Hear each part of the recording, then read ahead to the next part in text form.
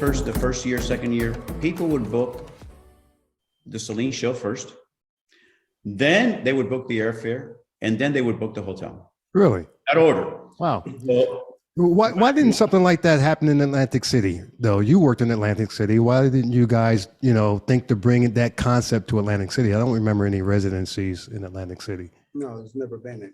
you needed the 80,000 rooms at the time, and the 30,000 luxury rooms, people that could afford that type of price per ticket. People were flying in from Paris, from Canada, because she could not tour. Mm-hmm. So she's not going to So be. people came to see her. Yeah. And it's, the stories are so many. Tina probably was there when her dad passed away and she had to cancel.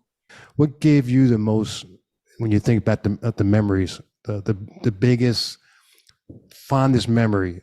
Well, the Celine moment of her walking through the casino with Rene Charles in her left hand, shooting the dice, Rene, her husband, behind her in the entourage, and our 60, 50, 70 employees lining up the casino floor. It was an epic moment for Caesars, and forever burned in my memory as one of the coolest, happiest moments of my career. I'm sure. Wow. Set the tone for her whole time at Caesars. Renee knew she was in the right place. She knew she was in the right place, and she was really embraced. And of course, what a difference she made for the palace. Were you there? Were you there the whole time of her residency, or which happened? I was there for the first 2 years of her residency. Then I was transferred back to Atlantic City because we were going to do a $1 billion expansion at Caesars Atlantic City. The whole pier project, I don't know if you remember reading about that. We were going to redo the pier and other things. And soon after I got to Atlantic City, got back to Atlantic City in May of 2000 and I want to say 5, I could be wrong, 4. Okay. So remember we met at Caesars. Yeah. So Miguel, remember 2004, Paul Henderson had taken over the presidency of Caesars Atlantic City. Him and I were walking on the boardwalk early in the morning before work. We would do that often. And he got a call from Wally Barr, and he told us over the phone on that morning walk that the company had been sold. So managing in difficult times also tests the degree of the experience and the fortitude of management. And you get to know who's who and how they act. And I think we did a pretty good job. And I got to learn a lot also. It's easy to manage in the good days, right? 2003, 2004. I was right 300 days out of the year, in my decisions. 2008, 2009 came around, and it seemed like I was wrong 300 days out of the year. Nothing you can do when the market shrinks so quickly. But those moments too, I would imagine, it's like you said, it tests your fortitude. But who is the most critical in thinking, the most creative in thinking? Some of those attributes are really tested. So I had asked before, and I'll edit this part out, about what was the most rewarding. And I think Miguel mentioned, like, you guys had an opportunity to go into Bally's and make a huge impact and turn that property around. Was that something that was significant for you as a memory? It was, it was a beautiful property. Obviously, Bally's Grand was the old Golden Nugget. I had been there 3 or 4 years before I went to the Trump Taj Mahal to open that property. And they had called me back a year after I had been at the Taj Mahal, but I had signed an agreement or a contract for first 3 years. So I couldn't go back until my contract expired. But as soon as I did, between Wally Barr and dynamic chairman Arthur Goldberg, they brought me back to the property that I really, really, really loved. So bringing Miguel and bringing Sharon Pierce and bringing, the Asian department and a bunch of other people that were just very special, not just good friends. Some were not friends; they're professional colleagues, but they were great, and they had a good team there. So, quickly we thought, okay, how do we improve table games by market share? Let's take it up 3 points in market share. right, from Atlantic City. Let's take slots 3 points in market share. And slowly but surely, we did that. And, the international department, the Koreans, the Vietnamese, the Chinese, all that went very well for us. What do you attribute the success with? Being allowed to bring really good people, along without moving anybody out that was there, because they had an incredible team. You worked with many of them in the table games department in your career, and Miguel had worked with them before. Bringing somebody like Miguel, who knew the table game side so well and had those relationships on the floor, and understanding marketing. Another moment, if I may, and I copied a lot of great leaders, right? And some on what they did very, very well, that were unique and wow, and some which I don't want to do that ever again. I want to make sure, So Jack Davis, he was our 4th president at the Taj Mahal, had the greatest, he looked like a diplomat, like a movie star, always great suits, always great demeanor. The first day that he got to the Taj Mahal as his 4th president in less than 2 years, he put on an apron, took a slot coin card, and sold change on the floor. To me, it was like a wow moment, confusing. What is this guy doing? Yeah, because there was no such program as The Boss, And then I asked him, I said, Mr. Davis, with all due respect, I had never worked for him before. Of course, I knew of his reputation. And he said, I need to know what the floor looks like from the perspective of a customer, an employee, the temperature, the music level, the lighting, the product. Cool. Miguel knows. I got to the Atlantic City Hilton, Bally's Grand, I'm sorry. And I said, I'm going to sell change on the floor. I remember that. And then, but I took it one deeper. I said, oh my goodness, what was the casino manager, old world guy? Jim Carr. Yeah, terrific. I've been around for 100. Said, you're going to sell change. The CFOs, everybody sells change, all the management, especially slot operations. But I want to be the first one. And Joanne McKenzie, one of the greatest human beings, and just, man, if you want to go to war with somebody, or if you want class, style, and great affinity towards everybody, was Joanne McKenzie. She was head of slots. From the accounting side, they all reported to her, the slot change people. And she prepared me, the cart. She, I had my name badge, took my suit off. I had jacket and tie. Shirt and tie. And I sold change for 4 hours, right? Yeah. And I'm going down, and it was a busy Saturday. So give me a busy schedule. And I sold change. For 4 hours, the tips went down for 4 hours.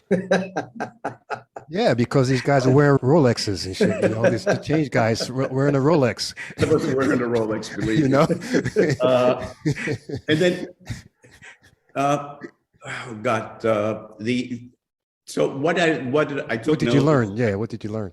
Yeah, I took notes, and about the product and the aisles, because we packed so many slot machines. Were so hard to get through with a cart.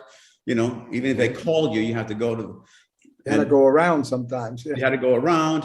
It was the smallest casino, or second smallest in Atlantic City as far as physical space. And our CFO comes to me, and I said, this, and this is what I found out. She says, well, we know there's something even more important.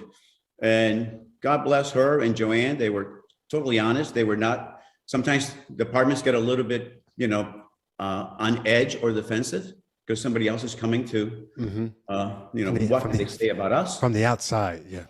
Correct. And Donna Graham, to her credit, and Joanne McKenzie said,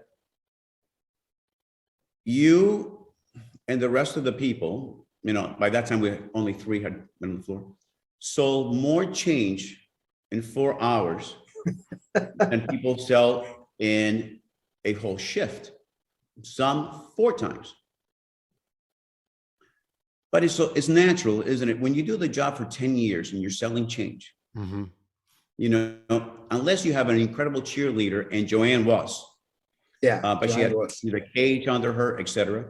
You know, it's a constant training and reminder what you guys do so well. Mhm. You just don't train, you know, once a year. You don't cheerlead once a year, and all those things just come to life, Mhm. right?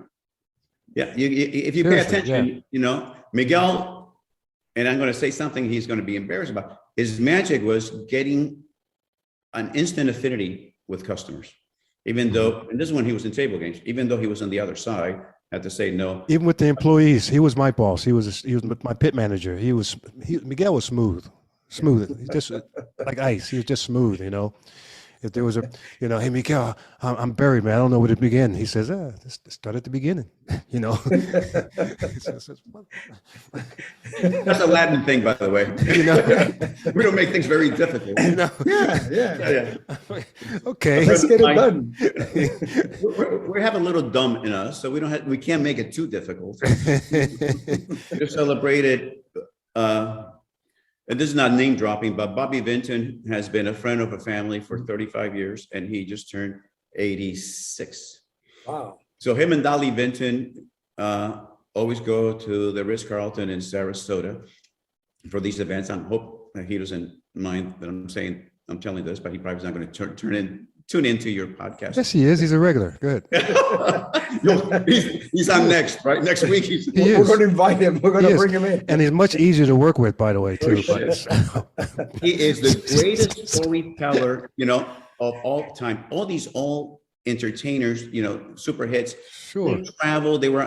So I say to him, you had 11 number ones in 10-year span, you know, like 50 number ones altogether. When the Beatles came here, you were the number one act, you know, but you're a better storyteller. He is so funny, so sharp. My daughters, who are 26 and 27, love being around him because he is so hip. Mhm. Molly, his wife, is great. And he said the other day, says, Jimenez, you know, it pays to be a little bit dumb in life. You have to have a little dumb in you. Because if you're like the smartest guy and you're a genius, you wake up in the morning, that's a lot of pressure. And nothing is interesting to you because, you know, something physics that is so hard to explain to anybody that you get wowed by. The guy says, oh, it happened because of this. You get up every morning and you're wowed by 3 things that are so stupid, but you're wowed so that you're already happy. You learn something. The super smart guys. That's a great philosophy. A whole lot heavy and dumb. We're the smartest guys and happiest people around, man. It's just, I said, well, I fit that category. We all fit a few boxes. I do. So tell us about the online gaming space and sports betting space, because I know that's that's an area that you become an expert on, and I'm still trying to wrap my arms around it and understand it fully, because I know that the numbers are like crazy, and I know there's, you know, different approaches, because 5 years ago it was one way. Now, so just a quick overview, because you're the people listening to your podcast, most of them will have a little bit of an understanding. About 30 states plus Washington, D.C. Have approved sports betting. There's 5 other states that have approved it, but the regs have not been completed and the applications have not been finished. So they'll be coming online this year. Out of the 5 states, Ohio really is the bigger state, you know, because of the fandom of the number of teams, 12 million population approximately. And the other states, you know, are under 3 million population, 2 million population. So that's a big, Ohio this year will become the big prize. Now, they're giving out 21 licenses, you know, and second skin for future. So it could be 42 licenses, which it will never get there. So that's a lot of competition. You know, that's too many licenses for mobile betting. To saturate it. Right. So I think the numbers, commercial gaming revenues, I forget what off the top of my head, sports betting hit 4.4 billion in 2021 in revenue. You know, it's a small margin. It's a small margin business, 6-7% hold. But no one's making money. Everybody's bleeding heavily, especially in the marketing and the onboarding acquisition. The bonuses reminds me of the Atlantic City years of, the 1990s, the bus wars. I don't know if you were up to date on the bus wars, but even the Golden Nugget or Valley Strand was Oh, busing the them. bus wars. Yeah, come from New York and so 90s, forth. The right? buses. Yeah, New give York, Philadelphia, Washington, them a roll of, Maryland. give them a roll of coins back and all that. Mhm. Yeah. Mhm. So yeah, everybody was giving enough money to make money on that daily trip from a bus patron, whether you were from Chinatown or you were coming from Washington, D.C. But then try to steal market share, the coin package at the Sands went up and the coin package at Showboat went up, and then you had a fight for market share. All of a sudden, nobody was making money Mhm. on the buses, right? So this is where we're at with sports betting. Now, everybody's betting that 3 years down the road, sanity will sink in, and those bonuses and promotions will be start tapering off. Because for Wall Street, it was all about reporting how many new app users had signed up to your app. Mhm. So, they were reporting, we got 300,000 more this quarter, 200,000 more, et cetera. And that also cost a lot of money in partnerships with sports teams, with media companies, with ticketing companies that can bring a lot of database into a sports betting operators, super affiliates, and that all costs a ton of money. So in the early years, in 2 years ago, it was a free for all. If you would come to, when Illinois, before they passed, everybody was knocking on all the teams' door offering, great packages. So that's where we came in, and we started advising and consulting for mostly teams. We did 2 regional tribal properties. In selecting the right partner, we just advise. How do they partner with a team? Excuse me. What's that? What do you mean by that? With a team? The sports team itself, the franchise? Correct. Okay. So the leagues allowed, once they said, okay, we have to embrace sports betting, and the MLB signed $1 billion contract between DraftKings, Caesars, and FanDuel, $1 billion contract. So they started there's revenue here. So if the league did it, they also wanted the teams to do it. The teams could do it through sponsorship, right? So as you see a name in any game or any stadium, you see the name of casinos all over, even before sports betting. But now those relationships are even stronger, right? They're database driven, they're digital driven, they're driven to convert the fandom of X team and X venue into an app user for BetMGM, Caesar Sports, FanDuel, DraftKings, Barstool, whomever. I see, Joe, that they're heavy into the celebrity part. Not too long ago, I saw that Shaquille O'Neal got like $100 million deal with, I think it was Wynn or MGM. I can't remember exactly who it was. With Wynn. So how can they pay this amount of money just to one celebrity and not make money? That's one of the reasons they're not making money. So Wall Street or the financial community was going crazy on the sports betting. And I think I mentioned to you guys that I think 30 states plus Washington, D.C., and I forget if it's the first quarter, did $1.6 billion in revenue in sports betting. 30 states plus Washington, D.C. First quarter only, I think it was. And iGaming is only in 6 states and did $1.2 billion in revenue. Right? So sports betting is the appetizer, Miguel. iGaming, which everybody's hoping that will follow sports betting across all states, is the main course, right? As people have said. And that's how Wall Street was treating this. But the bleeding has been so much, DraftKings, great operation, incredible talent. But you look at their numbers over the last 2 years, billions of dollars in losses, and they keep raising money, right? It's just, you said about Shaquille O'Neal and Wynn once out of sports betting. They're only operational in 4 states, right? 4 or 6 states. I apologize. I can't remember exactly what, but I think it's, out of 30, they're only operational in those. They spent and they did a beautiful job with those commercials that were Shaquille O'Neal and not Matt Damon. What's the other actor? Ben Affleck. Ben Affleck did a beautiful ad. I mean, the best ad I've ever seen, or I've seen in many years. And they had committed to a ton of money behind it. But when you only are up and running in 4 states, to spend that kind of money on those celebrities and others. So they announced in the previous quarter that they were getting out of it. Not getting out of it, that the sports betting Win app business was up for sale for $500 million. They're going to concentrate in brick and mortar. Maybe they'll come back with iGaming, but they're cutting their losses. They're active. They're single digit market share in the markets they're in, and they're focusing on what they do well. Let's get Macau back open. Let's make sure that Win and Encore, operate correctly. Let's bid on New York. Let's bid on Texas when it comes open. They're doing a property in Dubai. It's going to cost a ton. I mean, first casino. So they decided this is a very crowded field with a lot of people throwing money out there. Yeah. Right. But and the top 4, the horses, the top 4 horses in the gaming business, in the sports betting business, are going to control 85-90% of the market. They do now. Everybody else is in single digits, maybe in double digits in 1 state or 2.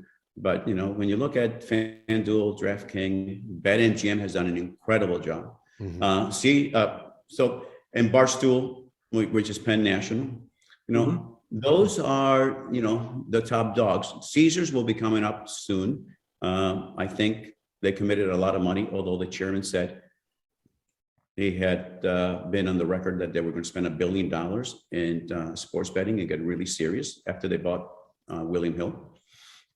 And then after spending about 500 million or so, maybe a little bit less, maybe less, they're very prudent. The Carano family and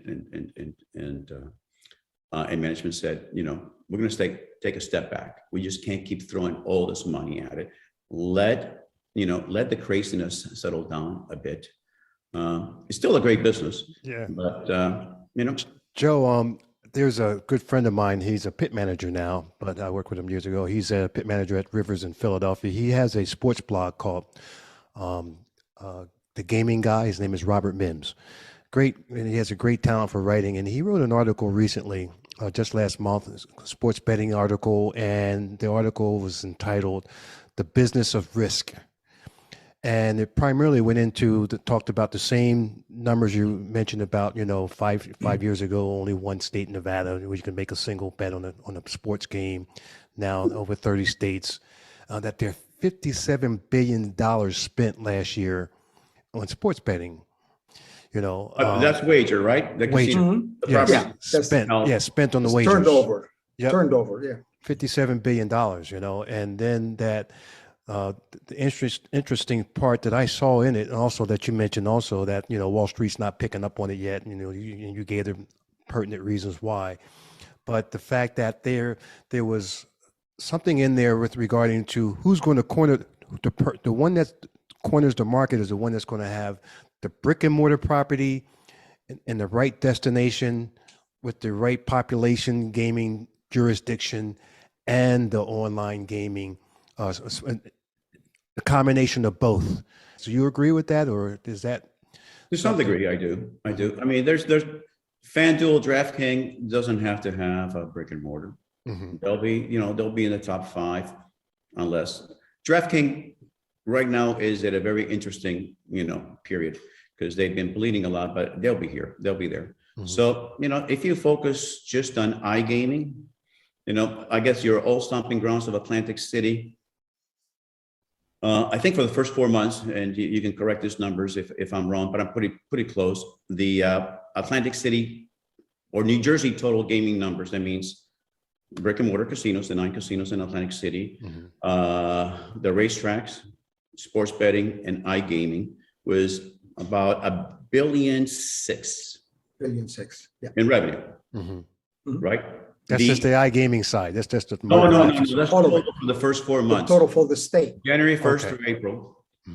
And the in-store, meaning in-casino revenue Mhm.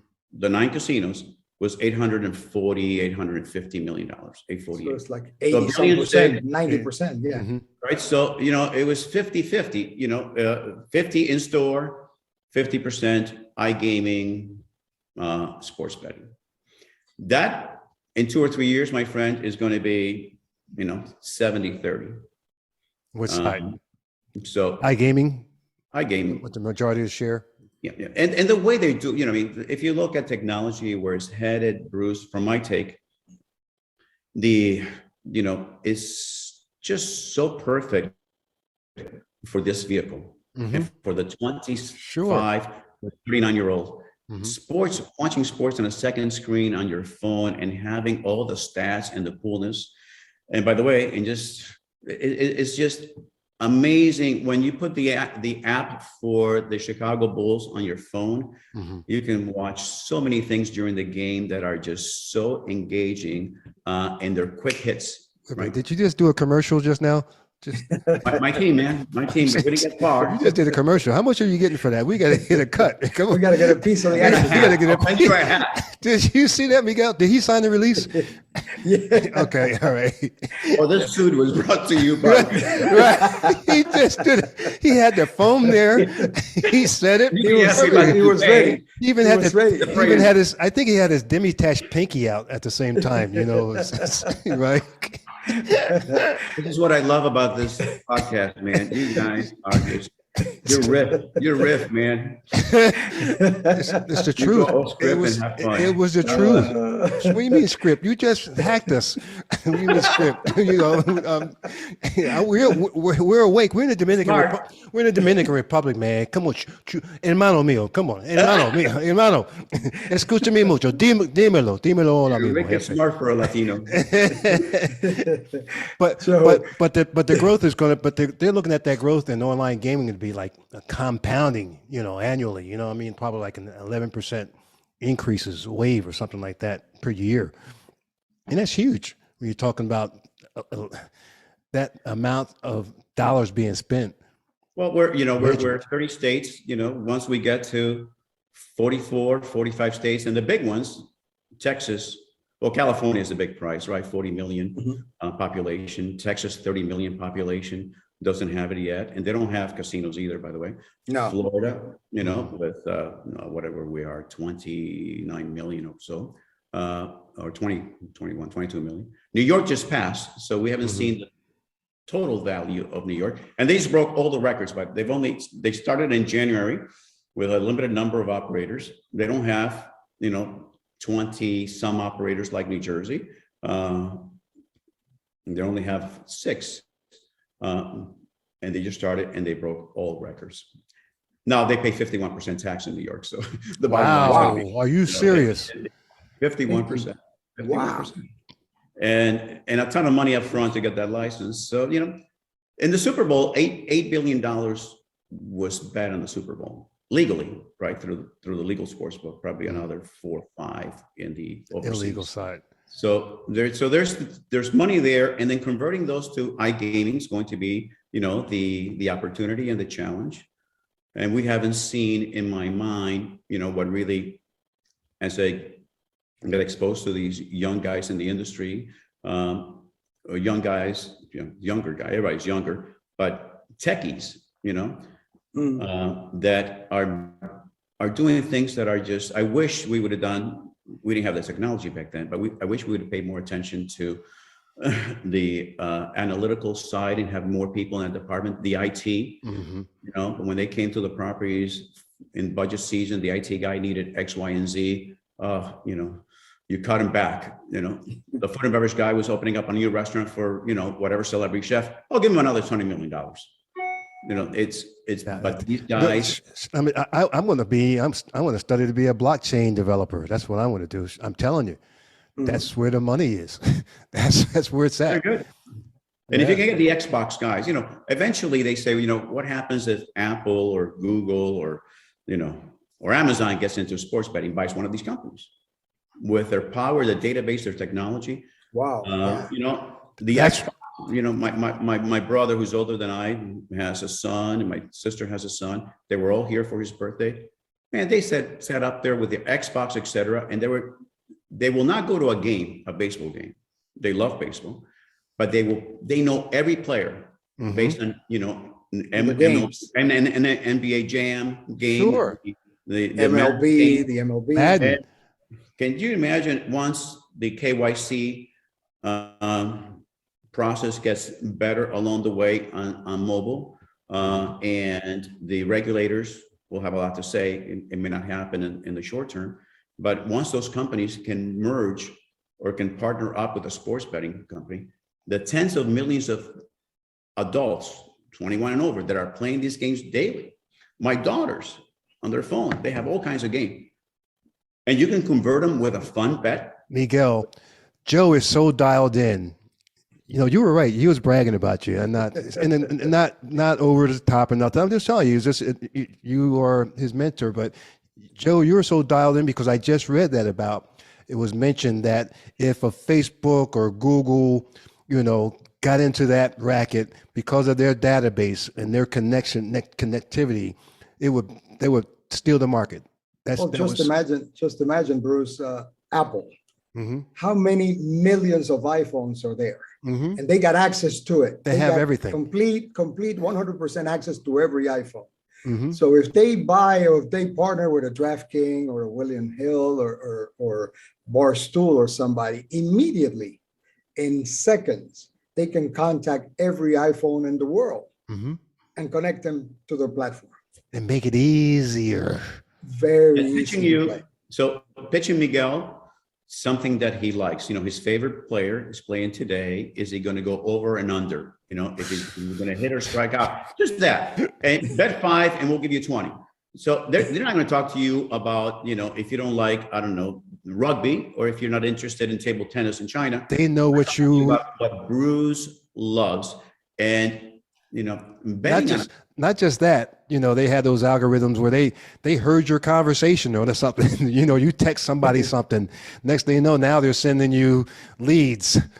A free bet about the team that you just text somebody about. They have, inside information, it's amazing. Yeah. You're so dialed in, Joe. I'm telling you.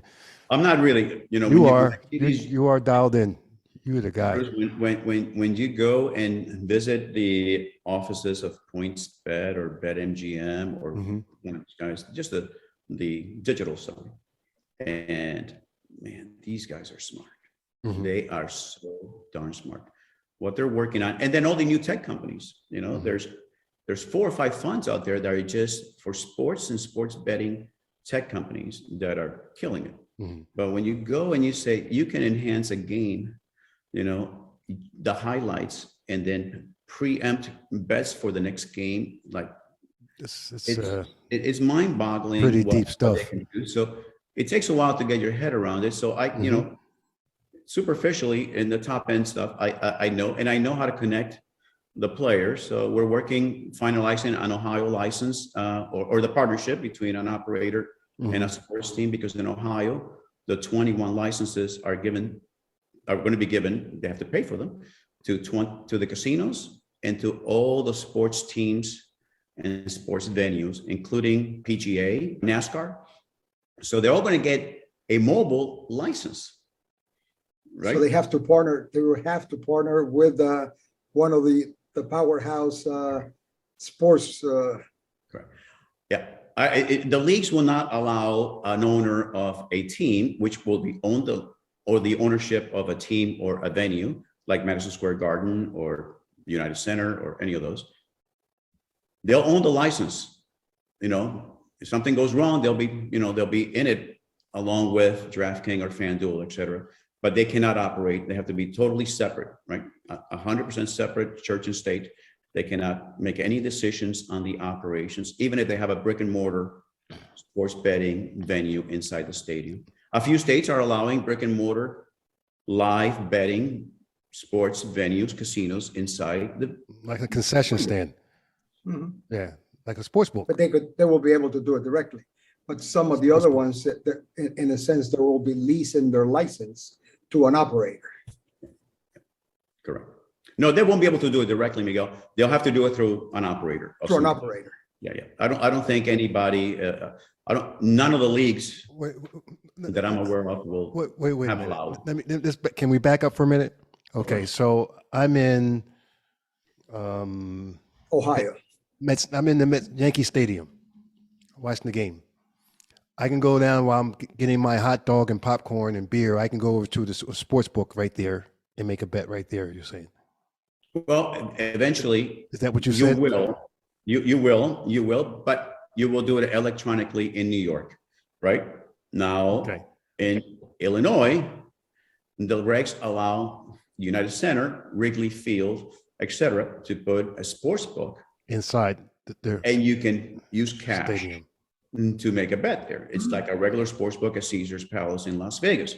Some states allow live, other are going to be virtual, which is the same thing. It's a sports book with all the partners' lines, Hmm. all the marketing, all the free drinks, etc. A And you kiosk. have to make the bet on your phone electronically. Hmm.